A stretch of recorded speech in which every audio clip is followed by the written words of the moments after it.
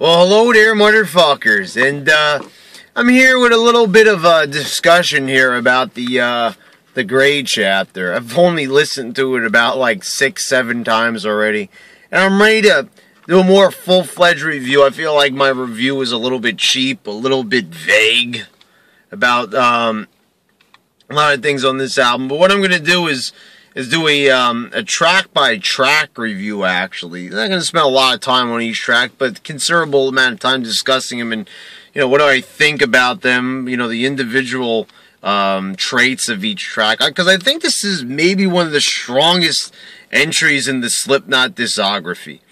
5 albums from Slipknot, some people will argue 6, but, I count Corey Taylor. The self-titled, not, Feed, Mate, Repeat. I don't count that album. That was a very underdeveloped album. And it wasn't a very good album. I'll say that. I didn't really enjoy a lot on that album. So when people are saying it's their second, third favorite, they're just trying to impress people. It's not a good album at all. These are just people trying to show off, showing their dedication to the band. And really, at the end of the day, you're not really impressing anybody by liking an album that's really not that good. That's like, saying that, like, Naysayer's Mind from Korn is, like, one of your favorites, It's simply just, it's not that good. It's not there. It's not developed. It's, it really doesn't count in discography to begin with. And Slipknot really doesn't count it either. So why are you? Anyway, we start off with the track 19, which I'm not really sure why it's called that. But it's a good introduction. You could argue that maybe, albums with an intro track aren't, it's not really necessary. They're better off just, flying into it with a song. But I like the way how this one sets the tone and everything. It gives it that eerie feeling. You don't know what to expect. When a Slipknot album begins with a solemn tone, you know that there's obviously going to be some fucking energy behind it. So, I like the way how 19 sets the tone. I think Corey does a good job of, lending his vocals here, and it just creates an atmosphere. That's what I like. It develops the atmosphere of the grade chapter, because that's the thing. Also, I find the title a little bit interesting, the grade chapter. Obviously, it's a reference to Paul Gray, but there's a lot of gray areas about Slipknot. Everybody thinks they know Slipknot is this heavy, crazy, psycho band with guys with masks, but really there's a lot you don't know about Slipknot. So, let's just also keep that in mind. And we see that a lot through the album. So 19, good intro there. Then you got Sark Catastrophe, which I'm not even sure if I'm saying that the right way. Basically, this is like, not too sure what it means by the title. Sarcastic, a catastrophe, a horrible event. But anyway, whatever it's about, there's a lot of higher energy. Sometimes it's really hard to pinpoint exactly what Corey's talking about on each track, but this song, it gives that classic Iowa feel to the album, which everybody was searching for. Everybody was fucking jerking off for it. They wanted Iowa. They wanted some type of, reincarnation of Iowa. They wanted Iowa so bad they fell to their knees and prayed to the gods, to the metal gods or the, Slipknot gods for another Iowa. And this track really gives it to you, nice and heavy and everything you could want, that Iowa, heaviness. And it's a very, very good way for, the first full song on the album, that it really, like, hits you in the face hard.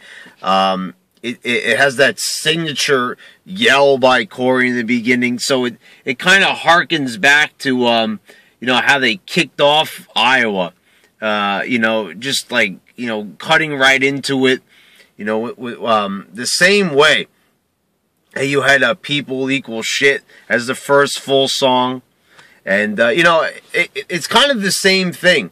It's kind of like with 515, then leading into People Equal Shit. It's sort of the same thing. Not as powerful or angry as a combo or scary as a combo as those two, but I like how they I like how they put those two together there. Then number 3, the third track is AOV. This is a song that's it's got a good blend. It reminds me of Subliminal Verses, which I said is, you know, or maybe this is my favorite. I don't really know where the Slipknot albums rank anymore. It's very hard to rank them because each Slipknot album has something a little bit different about, you know, one another.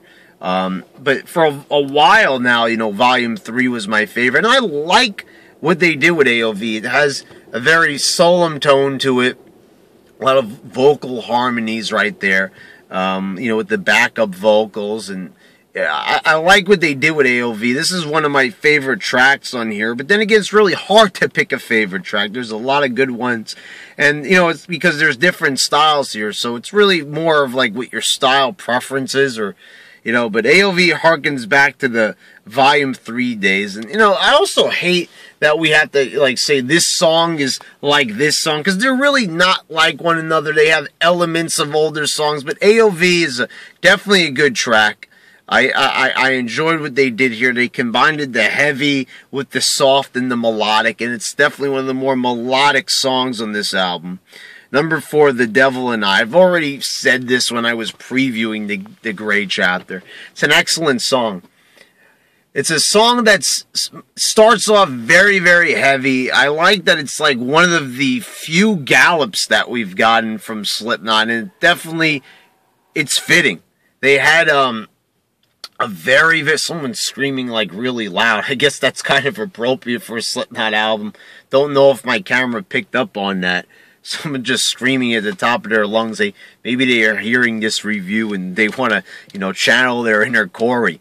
But anyway, I like what they did here. People were screaming Stone Sour all over the place for this one, when really it couldn't be any more from the truth. There is no Stone Sour in here at all, motherfuckers. It's not that soft. There's soft parts to this song. There's melodic parts. Let's not call them soft. This is definitely a tough song. It's definitely, you know, an evil song. Definitely a song about temptation and just, you know, reawakening the devil. And, you know, I love it. The opening riff, it just sets the tone. I love, like, when a song just hits you in the face right from the start. Track number 5, Kill Pop. This is definitely an interesting, eerie song. People have compared the title to art pop. You know, and this is, you know, the Lady Gaga album. But, you know, I don't think it's a parody or anything. I mean, maybe slightly, like Corey had that in mind. Obviously, it's their version of a love song. It's definitely a slow song. It takes its time. You really get to know, you know, Corey in this song and, like, his emotional side. I like what they did with this track. It is like Slipknot's version of a love song.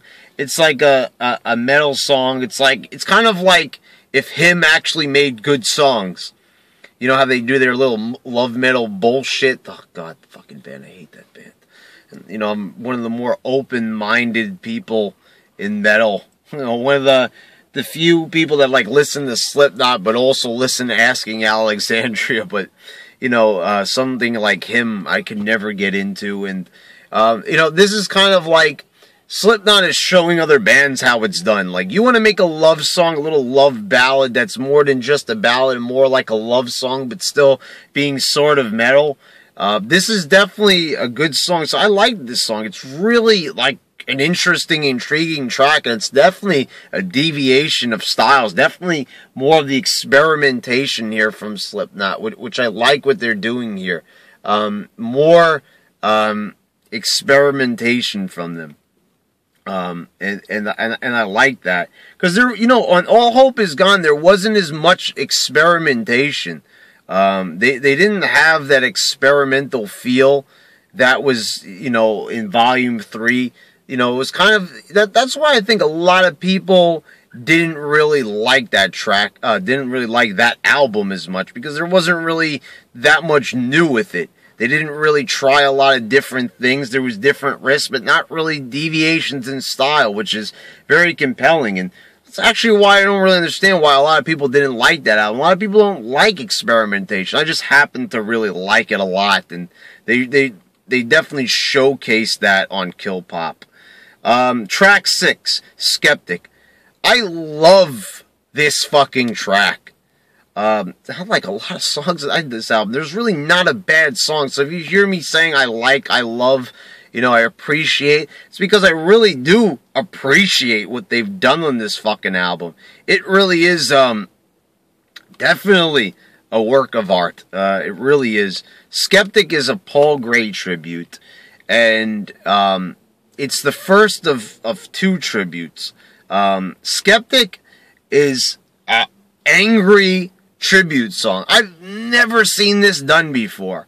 It's angry, and it's, and it's understandable because Corey is angry about his friend being taken away from him. Anger, sadness, but it's also a very positive song. It really shows that Slipknot, they're doing what they do best, and they're making a song about him, and they're angry, and they're not gonna, and they're showing in this track, they're not gonna slow down for a minute. They're gonna do that on another track, but they're not gonna slow down because they lost their friend. They're gonna do what Paul Gray probably wanted them to do. Continue on, start making, rage-filled classics and just great tracks. And there's a lot of good riffs on this song. It's like, they didn't water it down just so they could appreciate, and take some time to remember their friend. They're like, let's actually make a good song out of this. Let's not just make this about a little cheap tribute song. Let's really make this a good song, Lara. Actually it could be applied to many other topics, So they did that really well with Skeptic. And I think Paul Gray, if he's looking down and if somehow he's listening to this album, if that's at all possible, I think he's really appreciating what they did here. Number 7, Lech. This is, without a doubt, my favorite track on the album. They were like, let's just go fucking insane on this track. Holy fucking shit. From the beginning of Corey screaming about Judas, and this is definitely just a crazy, violent, aggressive, ruthless, merciless, unforgiving fucking song. That there's solos, there's craziness, there's riffs aplenty. I mean, this is definitely like Iowa, but different, not quite like Iowa, and more like just, I don't know, trying a little bit something different here. I sense that they were, there's melodic parts to it. There is, but there's also craziness.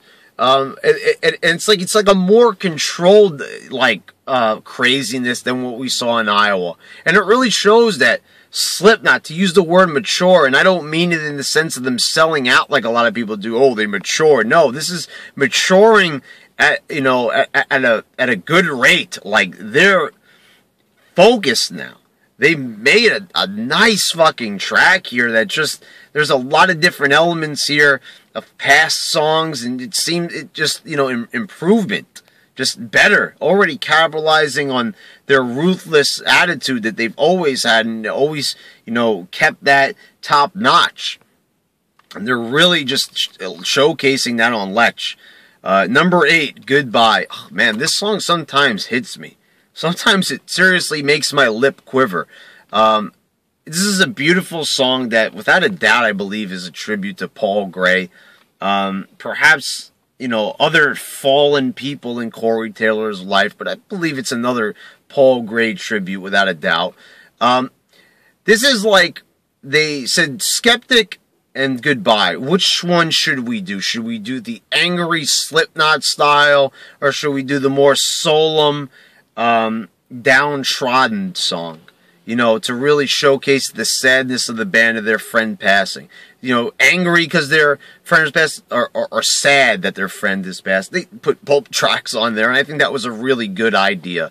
I think that's probably the best way they could have went with this. Just put everything on there. Don't fit the bullshit with B-sides, double albums. Just give us everything you got on one album. Just fucking put it all out there, and that's what Slipknot did. No fucking bullshit, no fucking nonsense, no, oh, we're gonna save this and, like, you know, put it on some fucking movie soundtrack. No, motherfuckers. They gave it all. They gave us the whole enchilada, and that's exactly what this album needed. Just totally uncut, give us everything. And this is a sad, sad song, and it gets a little bit heavier at the end. But, you know, Corey's vocals, I mean, man, I'd like to hear more of these types of songs from Slipknot. The softer side of Corey, people say, Stone Sour! And, you know, let them fucking rant and rave all they want, but I enjoy this side from Corey a lot. Number 9, Nomadic. Definitely an Iowa-style song. Another beautiful fucking song. And I think I'm gonna go with, maybe this might be my second favorite track on the album. Nomadic is definitely a heavy song, a melodic song, a song that shares a lot of the similar characteristics of Lech, but it doesn't go off the rails as much. You know, it's a little bit more of a contained song, not so uncontrolled, and probably why I don't like it as much. But it definitely has that Iowa feel to it. And definitely you could feel the Volume 3, you know, maturing instincts coming over, you know, controlling the song more. So, you know, it's not just a crazy, you know, nut house feel to it, but it feels more controlled, more melodic, and, you know, definitely a good track. Number 10, the one that kills the least. Another melodic, very Volume 3-esque song. This song is different than the rest on here. This is more in the vein of a song like AOV. Definitely more Volume 3 style. You know, where there's heaviness, but it never really gets that heavy. Like, it never feels like Iowa-ish.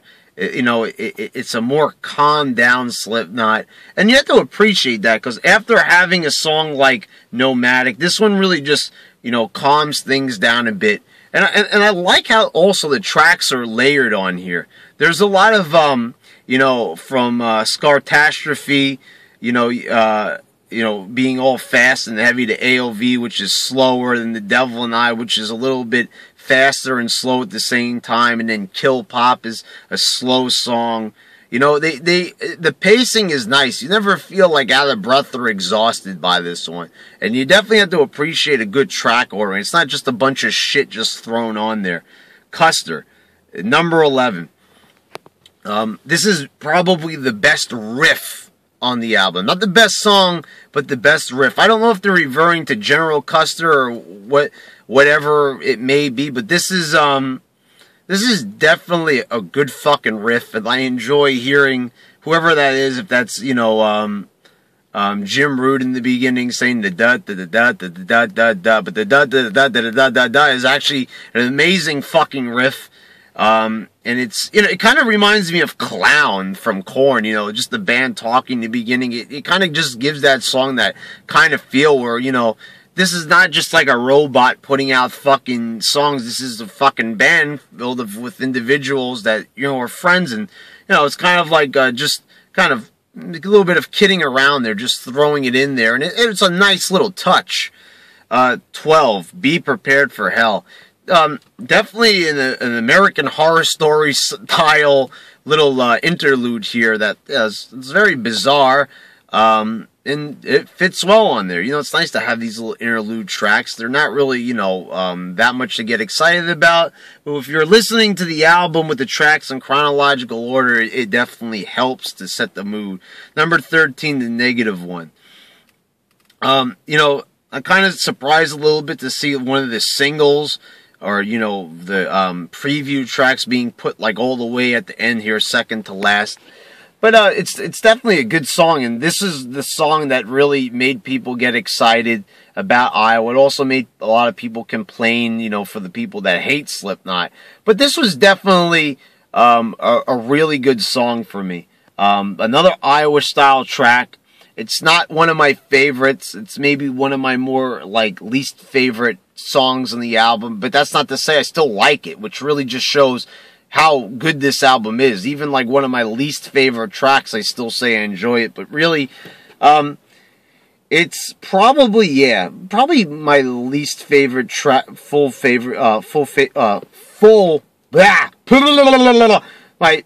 least favorite full song track on the fucking album. Okay, there you go. Number 14. If Rain Is What You Want. Definitely the best way to close out this album. I'm listening on the standard edition here. This is another solemn song that ends things, you know, on a slow note, but still, you still got that heaviness in there. It's got that goodbye feel, that track 8 goodbye feel, but a little bit heavier, a little bit more edgy, and definitely a good way to close out the album. Then after that, there's some fucking interview, I think, with Corey. It's just weird. There's some weird fucking tracks after that. I don't know why the fucking album ends that way, but anyway. This is an amazing fucking album. There's not a bad song on here. This is truly a fucking accomplishment in the Slipknot discography. I love everything about it. I'm totally astounded by the quality. It's amazing, motherfuckers. You really have to listen to this album if you haven't already. The Grey Chapter. It's a great fucking album. As you can tell, I really enjoy these songs. I've given them a lot of thought, a lot of listens. You know, each track I've given a couple of listens to, and I have to say, this is an album that really doesn't take a lot of time to grow on you, especially if you're a Slipknot fan. A couple of tracks like Kill Pop, excuse me, definitely not talking about Lady Gaga. They took some time to grow on me. Maybe it's probably the only song that really took some time to grow on me. Weirdly enough, it took me a while to feel that Lech was my favorite. For a while, I was thinking it was AOV, but then AOV kind of got knocked into like 3rd place here. Definitely a great album. Definitely an album that you need to fucking buy. And, you know, or whatever you have to do to fucking get it. I don't know what you people do. But anyway, The Grey Chapter. Fucking awesome, motherfuckers.